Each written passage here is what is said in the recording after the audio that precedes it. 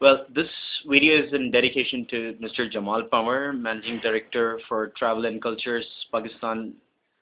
He actually insisted that I should have most of my training modules and certain informative sessions for the students on YouTube. So, well, there was something that came suddenly in my mind today, especially. I went over to my friend.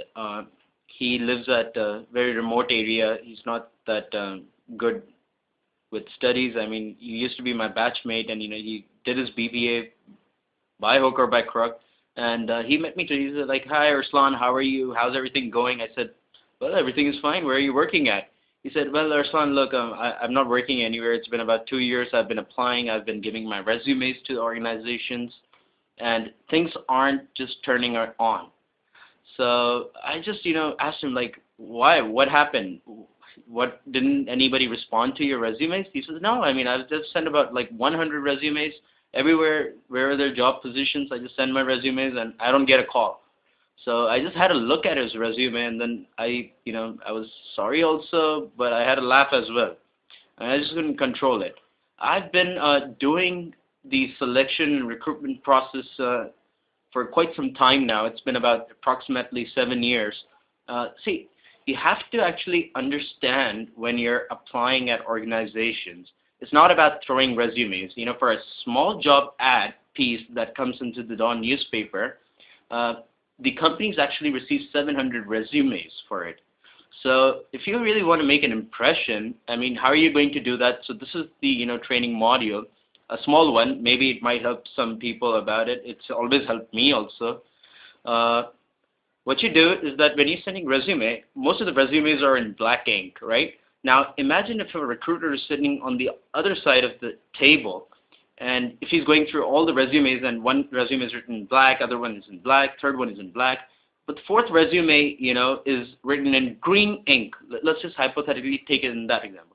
For instance, he would just stop and he would take that resume out. He said, "What? This guy's written in green?" You see, so it actually catches the attention. I'm not saying you should do that, but the factors in which you have to grab the person selecting you, the person going to call you for an interview, his attention has to be grabbed. That's the really important point that one should keep into consideration. So when you're writing a resume, try to at least make it a little bit more creative. I mean, whenever I would want to send a resume, I would send a quality resume. I would, use a good paper for it. I would, use good fonts on it. I would type a relevant, resume, and I would make it look a little bit personalized for the, job that I'm actually, applying for. It's not that I just make a photocopies of that resume and send it to 300 organizations on planet Earth. So it shouldn't be at least that. And then the concept actually of resume is fading off. I don't know if you all out there want to try this experiment, which I tried doing, and it did work for me once. I'm not saying it works every now and then, but it's just a good idea. So I just wanted to share it with you all. Ever thought of making a CD, for example? That CD doesn't cost much. It's about 35 rupees that you can get a CD for, and why don't you record your portfolio, of about, say, 2 to 3 minutes.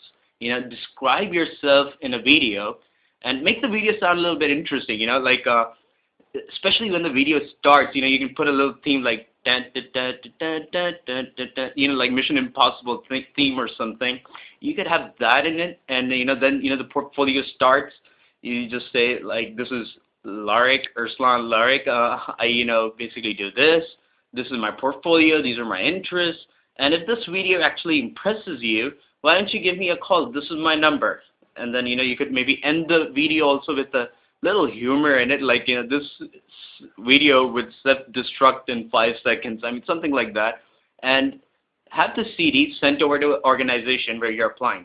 Now, just imagine the impact. I mean, if a company is collecting resume, and all of a sudden a CD rocks up and he says, "Oh my God, you sent a CD to the HR manager?" Okay, the HR manager will say, "Oh my God, it's a CD. I hope it's not Anthrax."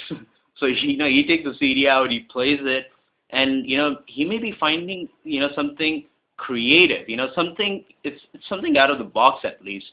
So you could try that experiment as well. But to be really honest with you, the concept as I see it of resume is going to fade away eventually. It's the world of networking. You know, you have to make networks, you have to make connections. It could be at any place. You know, I mean, I go to dinners, I go to lunch. I always, you know, have a pack of visiting cards right packed up under my bumps, and you know, I just take it out. I give it to people, every person that I, you know, have to see.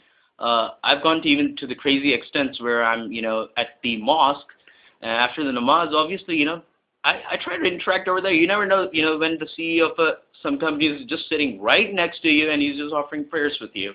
So if it, you know, networking can happen at any place.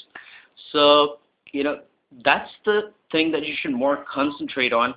Try building relationships. Try using Facebook, Twitter, LinkedIn. LinkedIn is a really good form for, you know, expressing your portfolio. So these were my advices. Why don't you try it? I mean, you know, if it works out for you, give me your comments. Thank you. Bye.